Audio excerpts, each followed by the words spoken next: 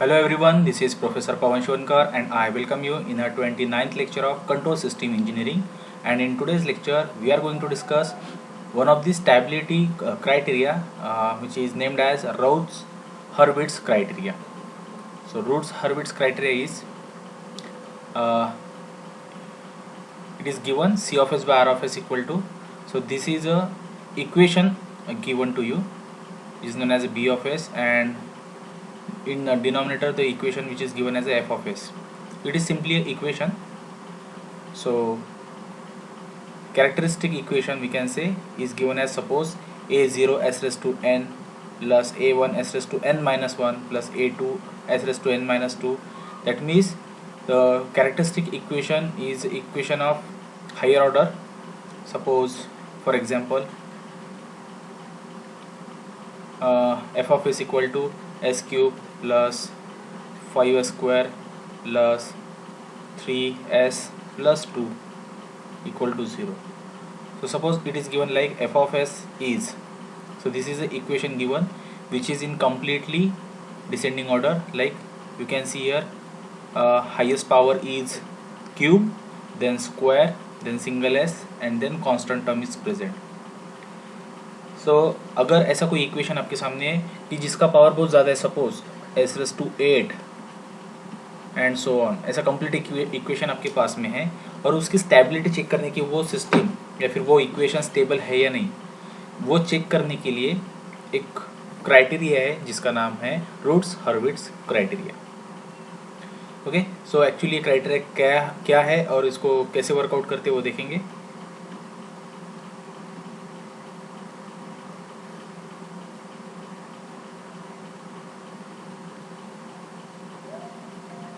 इसको मैं इरेज कर देता हूँ.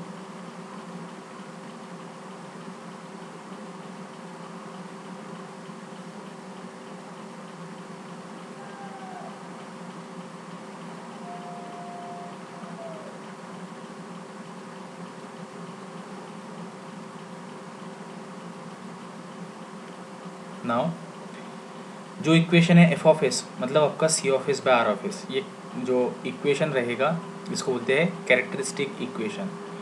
तो क्वेश्चन क्या रहेगा कि एक कोई पर्टिकुलर कंट्रोल सिस्टम आपको गिवन है. कंट्रोल सिस्टम मतलब सिंपली एक इक्वेशन गिवन है जिसका पावर बहुत ज़्यादा है. सपोज वो क्यूब वाला इक्वेशन हो सकता है या fourth power, fifth power. Okay, ऐसा कोई एक इक्वेशन है जो कंप्लीट लॉन्ग इक्वेशन है, उसकी स्टेबिलिटी चेक करनी है हमें. स्टेबिलिटी चेक करने एग्जैक्टली क्या करना है. सो जो इक्वेशन है जैसे यहाँ पे दिया, f of s is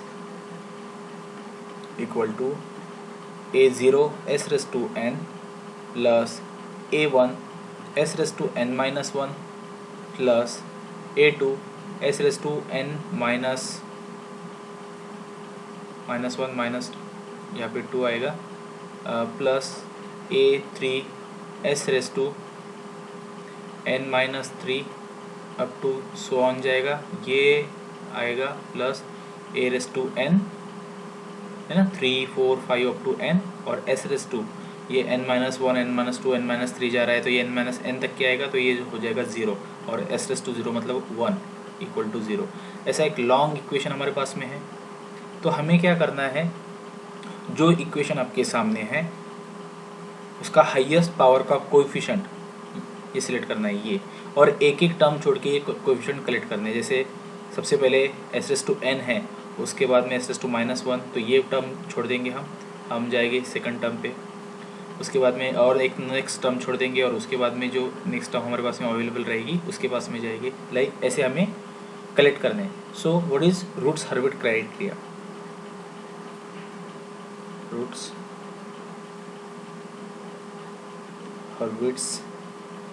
criteria. तो रूट्स-हर्विट्ज क्राइटेरिया क्या है कि सबसे पहले जो गिवन इक्वेशन है उसका हाईएस्ट पावर आप चेक कर लो. जैसे यहाँ पे s रेस टू n है. Okay, so s raise to n vertically वो सब पावर एक के नीचे एक हम 0 तक लिखेंगे. So s raise to n, s raise to n minus 1, s raise to n minus 2 up to s raise to 0, यहाँ तक आएंगे हम s रेस टू 0 तक. ठीक है, और ये हो गए highest power to lowest power. उसके बाद में क्या करना है, जो हाईएस्ट पावर का कोएफिशिएंट है वो हम यहाँ पे लिखेंगे, A0 है, ठीक है। और एक पार्ट छोड़ देना, मतलब एक नेक्स्ट टर्म छोड़ देना है और नेक्स्ट टर्म लिख, उसके अगली टर्म लिखनी है। सो A0 हो गया तो A1 छोड़ देंगे, A2 लिखेंगे यहाँ पे, देन A3 छोड़ देंगे, A4 लिखेंगे। तो एक एक टर्म आपको छोड़नी है यहाँ पे, A6 and up to so on जाएगा। वैसे अब S⁻n-1, तो देखो S⁻n-1 टर्म है हमारे पास में और उसका कोएफिशिएंट क्या है, वो है A1, इसलिए फिर यहाँ पे A1 और फिर से वही काम करना है, एक एक टर्म छोड़ के हम लिखेंगे like this and this like that. So A1 यहाँ पे लिख दिया हमने, यहाँ पे क्या आएगा, एक टर्म छोड़ने के बाद में A3 आएगा, फिर यहाँ पे A5 आएगा, मतलब सभी इवन ऊपर आ गए और सभी ऑड नीचे आ गए, ठीक है। हर बार ये ज़रूरी नहीं, अगर इक्वेशन आपका S⁻7 से शुरू हुआ तो 7 6 5 4 3 2 1 ऐसे पावर आपको मिलेंगे इसके।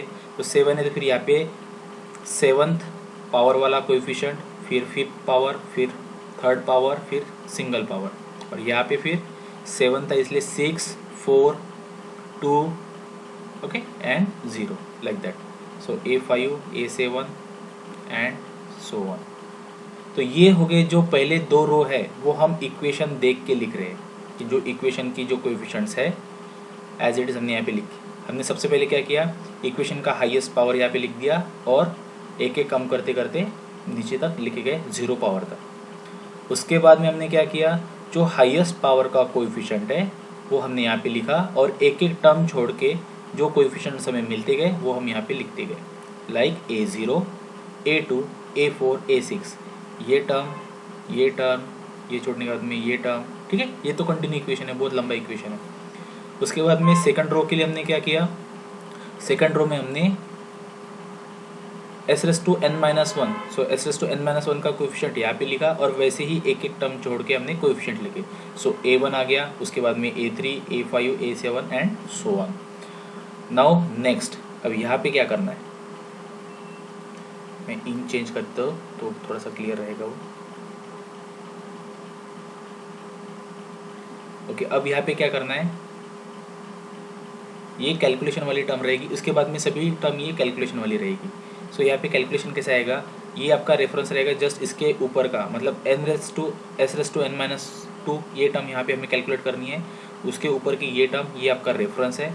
सो A1 into A2 minus A3 into A0 divide bye A1। क्या बोला मैंने, देखो मल्टीप्लिकेशन कैसा होगा, A1 into A2 minus A0 into A3 divide by वही A1। ओके, यहाँ पे ये एक टर्म आ गई, यहाँ पे जैसे सपोज ये हमने इसको नाम दे दिया B1 इक्वल टू, यहाँ पे B2 भी आएगा, B3 आएगा, तो ये B2 क्या रहेगा, देखो जैसे इसके एग्जैक्टली नीचे की टर्म ने हम ये कैलकुलेट की। सो A1 into A2 minus A0 into A3 divide by A1। अब जो B2 निकलना है, मतलब सेकंड टर्म जो निकलनी है वो क्या करेंगे हम, A1 into A4 then A5 into A0 divide by फिर से A1। रेफरेंस हमेशा यही रहेगा, मतलब डिवाइड में यही रहेगा। तो B2 क्या हो जाएगा आपका,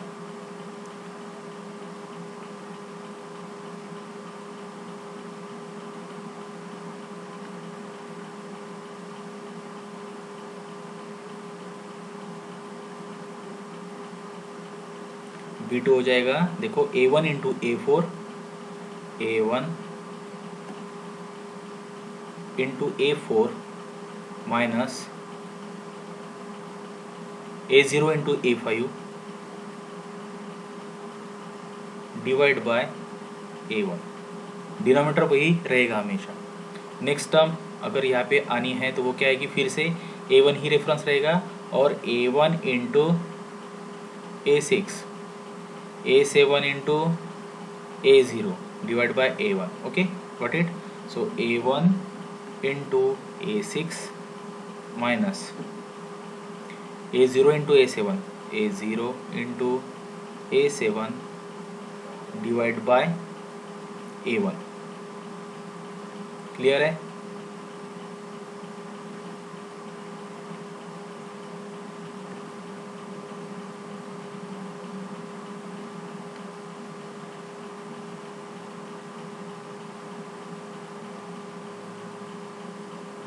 पे A1। क्लियर है, समझ में आ गया? आई रिपीट, देखो ये दो रो हम इक्वेशन देख के लिखेंगे, हाईएस्ट पावर और एक एक पावर छोड़ के हमने यहाँ पे कोएफिशिएंट लिखे।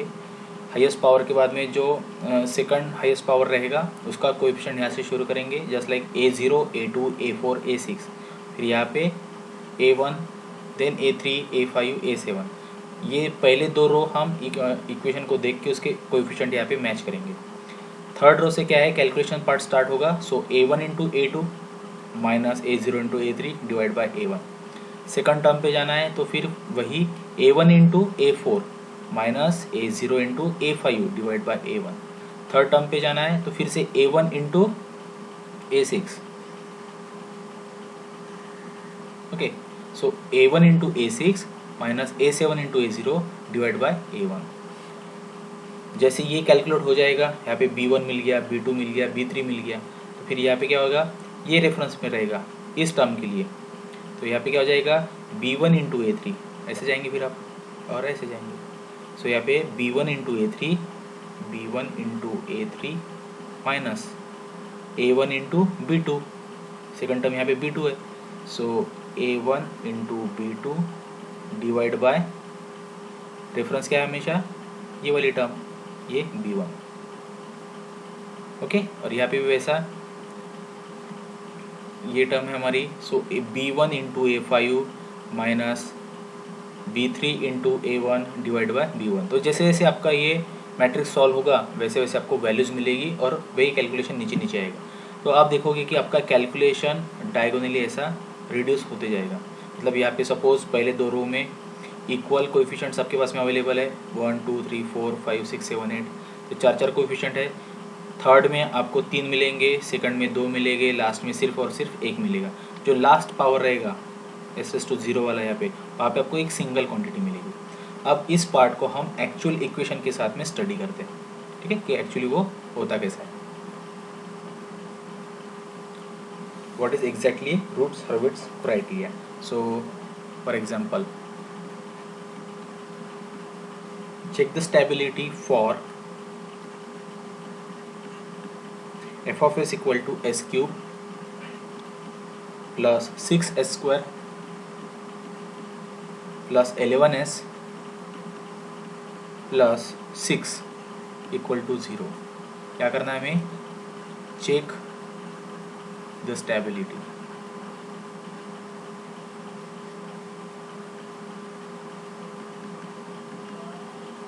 स्टेबिलिटी चेक करनी है। तो यहाँ पे सबसे पहला आपका काम क्या रहेगा कि जो इक्वेशन है उसका हाईएस्ट पावर क्या है, सो क्यूब। बाकी इक्वेशन में कोई पावर मिसिंग नहीं होना चाहिए। सपोज यहाँ पे एस क्यूब है, स्क्वायर है, सिंगल एस है और कांस्टेंट है, कोई भी टर्म मिसिंग नहीं है। मिसिंग मतलब सपोज अगर लिखा होता s cube plus 11s plus 6 equal to 0, मतलब क्या क्यूब के बाद में स्क्वायर वाली टर्म होनी चाहिए, लेकिन वो है नहीं। तो आपको इक्वेशन को रिराइट करके वो टर्म 0 कोएफिशिएंट के साथ में मेंटेन करनी है, एडजस्ट करनी है, like S cube plus 0s square plus 11s plus 6। लेकिन यहाँ पे है तो it is okay now. But अगर नहीं है तो आपको कम वही इक्वेशन फिर से 0 कोएफिशिएंट के साथ में एडजस्ट करना है। ओके, तो चेक करना है कि given equation complete descending order में है या नहीं, highest power to lowest power, cube, square, single S and constant. But for given numerical it is in a complete form, so no issue। So let us start our criteria। So Routh Hurwitz criteria क्या है, सबसे पहले तो highest power लिखो, S cube, then S square, single S and S/0। ये vertically हमने arrange कर दिया। नाउ एस क्यूब का कोएफिशिएंट क्या है, यहाँ पे कितना है, कुछ भी नहीं है, मतलब 1, और एक एक टर्म छोड़ के आपको ऐसा एडजस्ट करना है। Just a minute,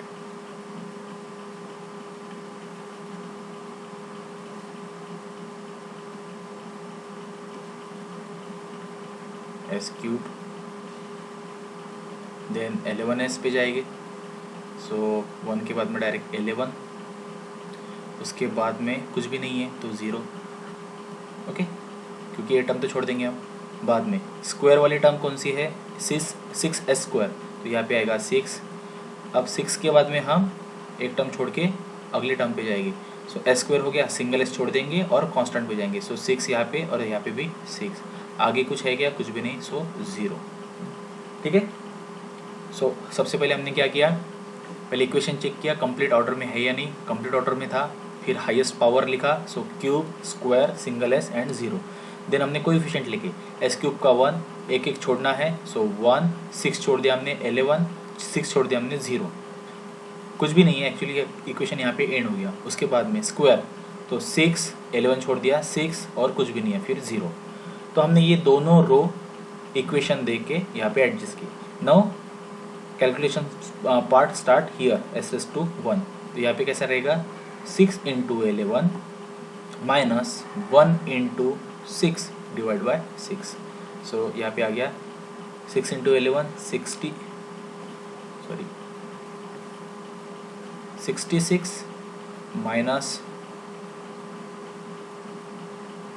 6 divide by ये टर्म दैट इज 6। कितनी आ गई है?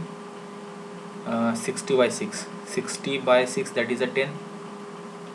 नाउ सेकंड टर्म कैसे रहेगी, 6 into 0 minus 0 into 1 divide by 6। तो 6 into 0 0 minus 1 into 0 0 divide by 6, so simply 0। ठीक है, 0 हो गया। उसके बाद में तो कुछ है ही नहीं। अब ये लास्ट टर्म, तो यहाँ पे कितना है, अब ये कन्फ्यूजन अवॉइड करने के लिए मैं यहाँ पे सिर्फ 10 लिखता हूँ, मतलब आपको क्लियर हो जाएगा।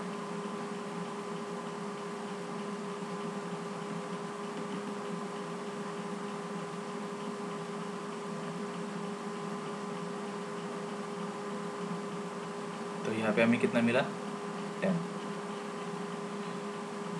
10 एंड 0। नाउ अब यहाँ की टर्म हम कैसे कैलकुलेट करेंगे, ये करेंगे हम 10 into 6 minus 0 into 6 divide by 10। So 10 into 6 minus 6 into 0 divide by 10। So 10 into 6 by, ये माइनस 0 हो गया सीधा सीधा। सो ये कितना हुआ, 10 बाय 10 गेट कैंसल्ड, ओनली कितना बचा 6। ओके, तो यहाँ पे आया 6 आपका। तो ये हो गया हमारा कंप्लीट मैट्रिक्स जो हमें सॉल्व करना था, रूट्स हर्विट्स क्राइटेरिया। सॉल्व होने के बाद में अब हमें चेक करना है कि इसकी स्टेबिलिटी के स्टेबल है या नहीं। तो स्टेबिलिटी चेक करने के लिए हमें क्या चेक करना है, जो फर्स्ट कॉलम क्रिएट हो रहा है कैलकुलेशन से वो फर्स्ट कॉलम। ठीक है, फर्स्ट कॉलम है ना, एक ही सिंगल वैल्यू थी जो हमने कैलकुलेशन सीखा है, यहाँ पे 6 है।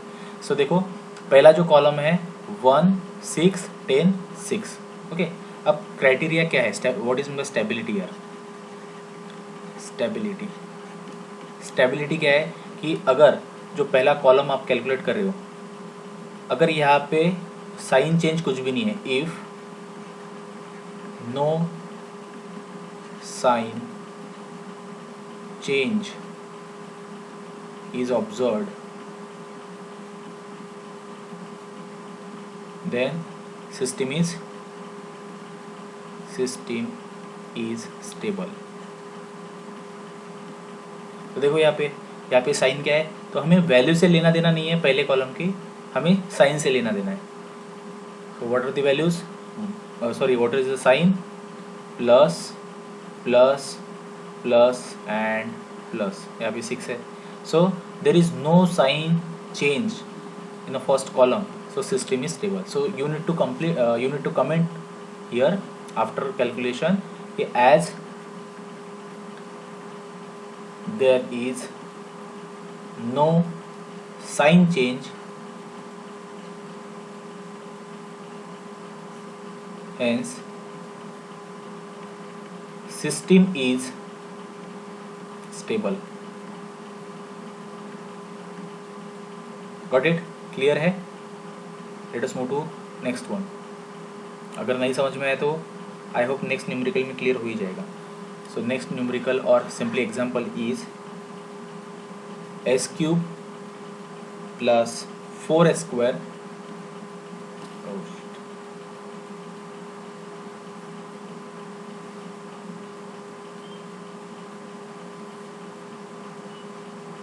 4 square plus S plus 16 equal to 0 and check the stability.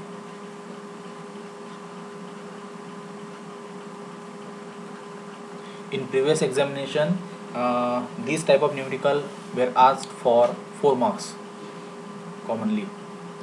So अगर इस सिस्टम की हमें स्टेबिलिटी चेक करनी है तो इक्वेशन है f of s equal to, simply जो इक्वेशन दिया है सीधा सीधा इक्वेशन दिया है आपको, तो जनरली क्या रहेगा वो एफ ऑफ एस मतलब characteristic equation is S cube plus 4s² plus S plus 16 equal to 0। तो सबसे पहले क्या चेक करना है हमें कि गिवन इक्वेशन कंप्लीट ऑर्डर में है या नहीं। देखो यहाँ पे cube, square, single S and constant complete order है, कहीं पे भी कुछ एडजस्ट करने की ज़रूरत नहीं है।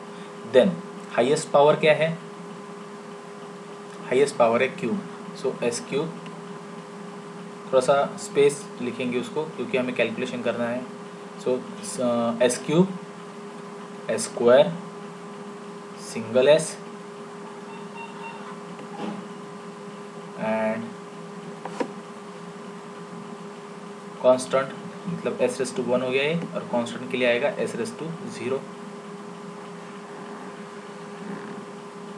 Now the coefficients, S cube का कोएफिशिएंट क्या है 1, देन ये पार्ट छोड़ देंगे हम। नेक्स्ट क्या है, सिंगल एस का कोएफिशिएंट है 1, हमें एक एक छोड़ना है ना, लाइक ये ऐसा, उसके बाद में ये छोड़ देंगे, उसके बाद में तो कुछ भी नहीं है तो 0, सो 1 then 1 and then 0। then look at square term, 4s², coefficient is 4, then jump over next term, ये 4s² के बाद में सिंगल एस छोड़ दिया हमने 16, then कुछ भी नहीं है 0। अब ये क्यूब वाले इक्वेशन इसलिए कैलकुलेशन बहुत छोटा है, 2 स्टेप में एंड हो जाएगा। बट सपोज कंसिडर अगर आपके पास में इक्वेशन है 8 s⁻8 या s⁻9, so there will be a big calculation. So 1 1 0 4 16 and 0। Now यहाँ पे ये रेफरेंस रहेगा, देखो मैं कैलकुलेशन यहाँ पे करता हूँ, 4 × 1 minus 16 × 1 divide by 4, so 4 minus 16 divide by 4, ये कितना आ जाएगा 12/4, और वो भी माइनस, और ये हो जाएगा 4 3 = 12, सो -3। तो यहाँ पे कितना आया -3, क्लियर, 4 माइनस 16 बाय 4, सो -3। अब यहाँ की टर्म कैलकुलेट करनी है हमें, तो ये क्या हो जाएगा, देखो 4 × 0 माइनस 0 × 1 डिवाइड बाय 4, तो ये तो 0 ही आ गया सीधा सीधा, कुछ भी नहीं है कैलकुलेशन के लिए। 4 × 0 0 माइनस 1 × 0 0, सो 0 माइनस 0 0 डिवाइड बाय 4 0 हो गया, उसके बाद में कुछ नहीं है। अब यहाँ की टर्म, अब s⁻1 पे क्या है, सॉरी s⁻0 पे क्या आएगा, तो 0 वाली टर्म कैलकुलेट करना है, तो ये रेफरेंस है, और इसका कैलकुलेशन कैसा होगा, क्रॉस वाला, -3 × 16 माइनस 0 × 4 डिवाइड बाय -3। क्या किया कैलकुलेशन, देखो -3 × 16 माइनस 4 × 0 0 डिवाइड बाय -3, सो देखो -3 × 16 डिवाइड बाय -3, मैं कैलकुलेशन करता ही नहीं क्योंकि वैसे भी 3 ये कटने वाला है, तो ये कितना आया, यहाँ पे आया 16 plus, okay positive.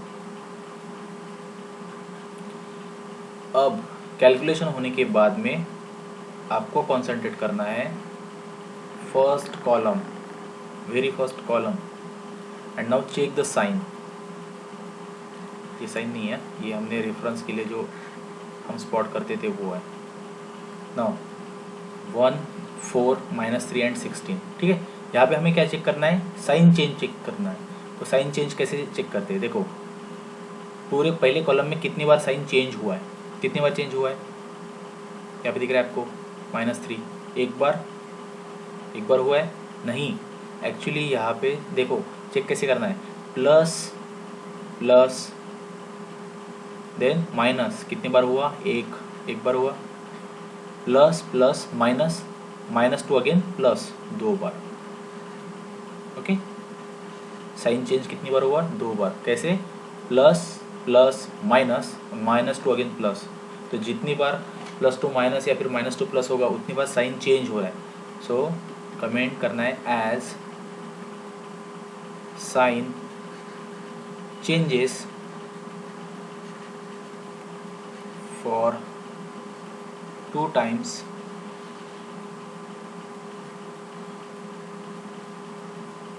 hence system is unstable, system is unstable. इसके साथ में और एक पार्ट थोड़ा सा ऐड होगा कि जैसे हमने प्रीवियस स्लाइड में दिखाया था आपको एस प्लेन क्या है, ठीक है। तो जो ये ग्राफ है एक सीधा सीधा, ये एक्स एक्सिस, ये वाई एक्सिस, सो और यहाँ पे सब एस की वैल्यू हम प्लॉट करेंगे, इसलिए ये क्या हो गया, एस प्लेन हो गया। अब एस प्लेन में जो राइट हैंड साइड रहेगी वो अनस्टेबल है, यहाँ पे दिख रहा है आपको अनस्टेबल, और जो लेफ्ट साइड है वो स्टेबल है। सो सिस्टम अनस्टेबल है, मतलब उसकी जो रूट्स रहेगी, उसकी जो वैल्यूज रहेगी वो पॉजिटिव रहेगी, क्योंकि पॉजिटिव वैल्यूज इस साइड में आती है, निगेटिव वैल्यूज इस साइड में आती है। सो अगर सिस्टम अनस्टेबल है मतलब उसके रूट्स पॉजिटिव साइड में है। सो हमें यही कमेंट में लिखना है, as sign changes for 2 times then system is unstable with, कितनी बार साइन चेंज हुआ, 2 बार, इसलिए with 2 roots on right hand side of S plane। Clear, समझ में आ गया कि हमने एज यूजुअल जो मेथड थी वो हमने अप्लाई की, फर्स्ट कॉलम कैलकुलेट किया, एक्चुअली पूरा कैलकुलेशन किया, उसमें हमने फर्स्ट कॉलम कॉन्सेंट्रेट किया। उसमें साइन चेंज हमने कैसे देखा कि जैसे लिखा था 1 4 -3 16, तो कितनी बार साइन चेंज हुआ ये हमें काउंट करना है। सो काउंट कैसे करते हैं, plus plus plus two minus हुआ मतलब एक बार, अगेन माइनस टू प्लस 16 है, सो माइनस टू प्लस हुआ मतलब ये सेकंड टाइम। सो साइन 2 बार चेंज हुआ, साइन 2 बार चेंज हुआ, साइन चेंज हुआ इसलिए वो सिस्टम अनस्टेबल है। अगर साइन चेंज नहीं होता है तो ही सिस्टम स्टेबल रहेगी। तो साइन चेंज हुआ है, that's why system is unstable, और with 2 roots on right hand side of S plane. क्यों, because sign changes for 2 times। Is it okay, clear. Now अगर जैसे यहाँ पे कॉलम है 1 4 -3 एंड 16, बट सपोज कॉलम रहता है 1 4 0 16, so can you comment on this column, just for example, this is just for example। तो अगर कॉलम ये है 1 4 0 16, तो देखो प्लस प्लस, अब ये 0 प्लस है या माइनस है, on the number line 0 comes at a neutral point, है ना, it is neither positive neither negative.